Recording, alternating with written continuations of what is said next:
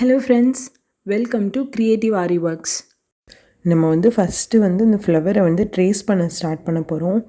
நான் பட்டர் பேப்பரில் அந்த ஃப்ளவரை வரைஞ்சிருக்கேன். இது எந்த இடத்துல கரெக்டாக ப்ளேஸ் பண்ணணுமோ அந்த இடத்துல வச்சுட்டு அதோட கார்னர்லாம் நான் நார்மல் குண்டூசி குத்திக்கிறேன் நகராமல் இருக்கிறதுக்காக. நெக்ஸ்ட்டு என்ன பண்ண போகிறேன்னா கார்பன் ஷீட் இதை கரெக்டாக அந்த ஃப்ளவருக்கு கீழே எந்த இடத்துல கரெக்டாக நம்ம வரையணுமோ அதில் வச்சுக்கிட்டு நம்ம வரைஞ்ச அதே இடத்து மேலேயே நார்மலாக பென்சிலில் ஒரு லைன் வரைகிறேன். இது எதுக்குன்னா கார்பன் ஷீட்டில் வரையும் போது கீழே இருக்க கிளாத்தில் அந்த பிக் விழுந்துடும். ஸோ நம்ம அடுத்து ஒர்க் பண்ணுறதுக்கு ரொம்ப ஈஸியாக இருக்கும். ஸோ நான் இப்படி தான் எப்போவுமே ட்ரேஸ் எடுப்பேன். ஸோ இந்த ட்ரேசிங் மெத்தடு தான் உங்களுக்கு காட்டியிருக்கேன். ஸோ இந்த பிக் ஃபுல்லாக அந்த ஃப்ளவரை அது மேலேயே சும்மா ஒரு லைன் மாதிரி போட்டுகிட்டே வரேன்.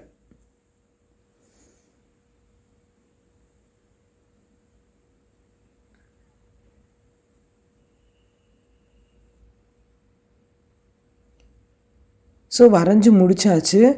இப்போ நம்ம கார்பன் ஷீட்டையும் பட்டர் ஷீட்டையும் எடுத்துகிட்டு பிக்கு எப்படி வந்திருக்குன்னு பார்க்கலாம். இப்போ அந்த மாதிரி ஃப்ளவர் கிளியராக தெரிய ஆரம்பிச்சிருச்சு. மேபி உங்களுக்கு அது கம்மியாக தெரிஞ்சதுன்னா நீங்கள் அதுக்கு மேலேயே ஒயிட் கலர் பென்சில் வச்சு ஒரு தடவை டார்க் ஷேட் பண்ணிக்கோங்க. ஸோ எனக்கு இந்த கலரே போதும். நடுவில் ஒரு 4mm சைஸ் பீட் வச்சு ஒரு நாட் பண்ணுறேன். ஸோ இதுதான் சென்டர் பாயிண்ட்டு. இப்போ இதை சுற்றி தான் ஃப்ளவர் பண்ண போகிறோம். நெக்ஸ்ட்டு சின்ன சைஸ் சக்கரி எடுத்திருக்கேன். இதை 4mm சைஸ் பீடை சுற்றி ஒவ்வொரு சக்கரியாக ஸ்டிச் பண்ண போகிறேன்.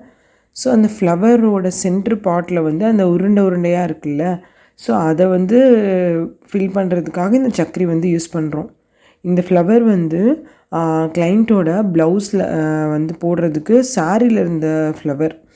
ஸோ நம்ம அந்த சாரியில் இருந்த அதே ஃப்ளவரவே கொஞ்சம் ஒரு சைஸ் பெருசாக நான் வரைஞ்சி அந்த பட்டர் ஷீட் ட்ரேஸை எடுத்துகிட்டு அதை யூஸ் பண்ணி தான் நம்ம சாரியில் போடுறோம், ப்ளவுஸில் போடுறோம்.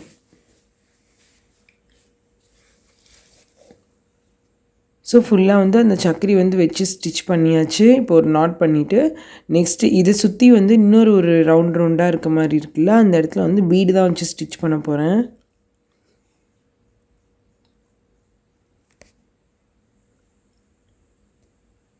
இதுக்கு எல்லாத்துக்குமே நான் யூஸ் பண்ணுற பீடோட சைஸ் 4mm. ஸோ 4mmங்கிற போது பார்க்குறதுக்கு கொஞ்சம் நல்லா ப்ரைட்டாக அழகாக தெரியும். ஏன்னா அதோட சைஸ் கொஞ்சம் நல்லா பெருசாகவே இருக்கும். நல்லா பெரிய பீடு கிளியராக தெரிகிற மாதிரி நீங்கள் எந்த ஒர்க் பண்ணணுன்னாலும் 4mm சைஸ் பீடு கரெக்டாக இருக்கும்.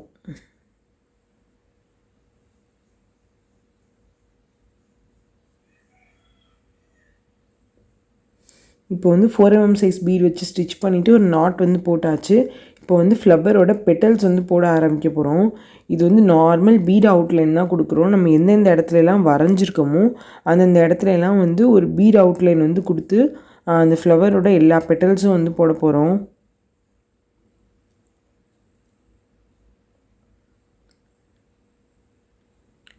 ஏன் ஃபஸ்ட்டு அவுட்லைன் போடுறேன்னா இது ரொம்ப சின்ன சைஸ் ஃப்ளவர். ஸோ நீங்கள் ஃபஸ்ட்டு ஃபில்லிங் ஸ்டார்ட் பண்ணிங்கன்னா அந்த குட்டி குட்டி ஷேப் கரெக்டாக வராது. இந்த ஃப்ளவர் ஒரு மாதிரி வேறு மாதிரி இருக்க பெட்டல்ஸ் மாதிரியே தான் சாரிலேயே இருந்தது.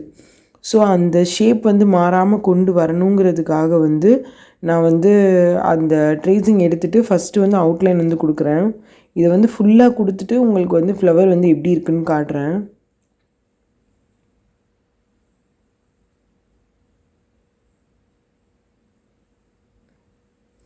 இதான் அந்த ஃப்ளவரோட லுக்கு. அதுக்கு கீழே நான் 2 லீஃப் போட்டிருந்தேன்ல, அதுலேயும் நான் அவுட்லைன் கொடுக்குறேன். ஸோ ஃப்ளவர் மொத்தமும் அவுட்லைன் பண்ணதுக்கப்புறம் எப்படி இருக்குன்னு நம்ம பார்க்கலாம். ஸோ இதுதான் இதில் மற்ற எல்லா பெட்டல்ஸ்லேயும் ஃபில்லிங் முடிச்சிருக்கேன்.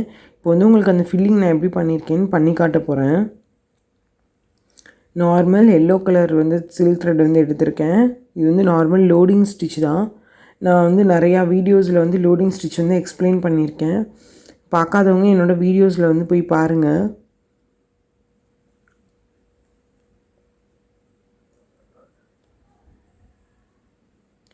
ஸோ இந்த மாதிரி லோடிங் ஸ்டிச் பண்ணும்போது இது ரொம்ப சின்ன சைஸாக இருக்கிறனால நான் டைரக்ட் லோடிங் பண்ணுறேன். கொஞ்சம் நல்லா பெரிய ஸ்பேஸ் இருக்கிற மாதிரி இருந்துச்சுன்னா நீங்கள் எம்போஸ்டு லோடிங் பண்ணுங்கள். அப்போ தான் பார்க்க நல்லாயிருக்கும்.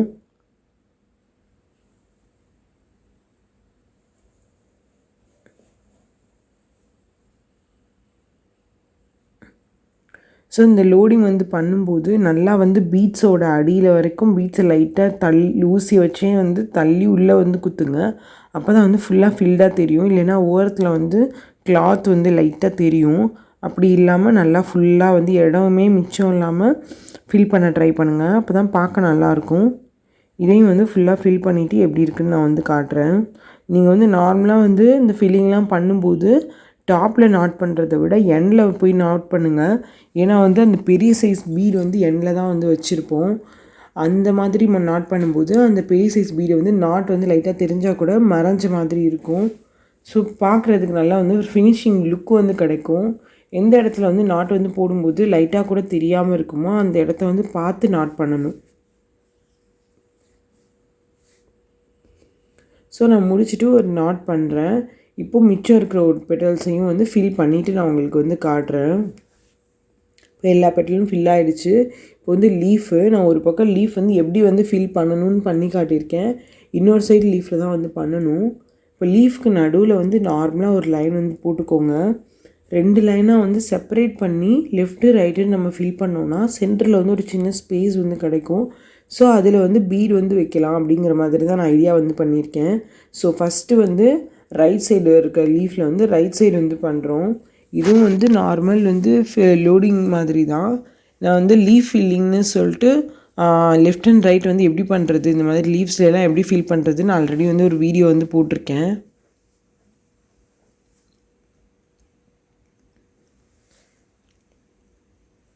ஸோ இதையும் வந்து ஃபுல்லாக வந்து ஃபில் பண்ணணும். பண்ணிவிட்டு எப்படி இருக்குன்னு நான் உங்களுக்கு வந்து காட்டுறேன்.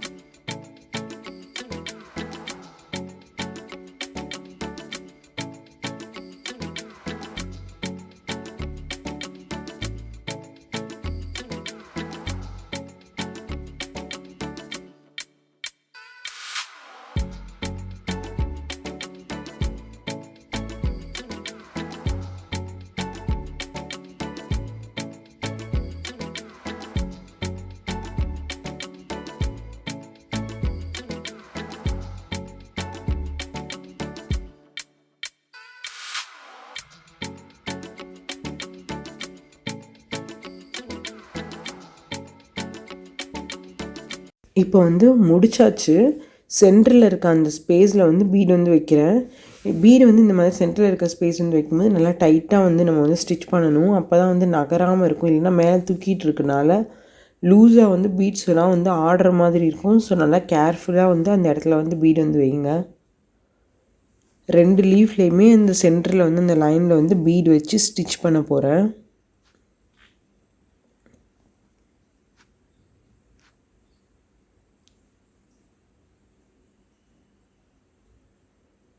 ஸோ ஃபுல்லாக ஸ்டிச் பண்ணிவிட்டு இந்த இடத்துல வந்து ஒரு நாட் வந்து பண்ண போகிறேன்.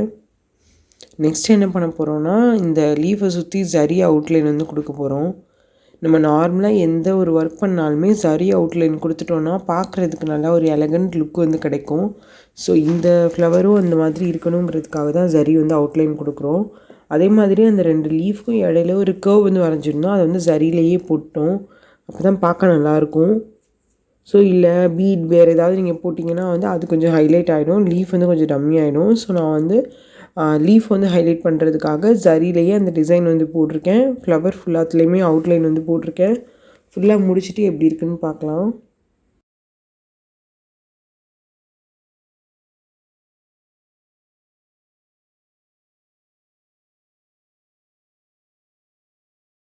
இதான் அந்த ஃப்ளவரோட ஃபினிஷ்டு லுக்கு. ரொம்ப நீட்டாக ரொம்ப அழகாக வந்து வந்திருக்கு.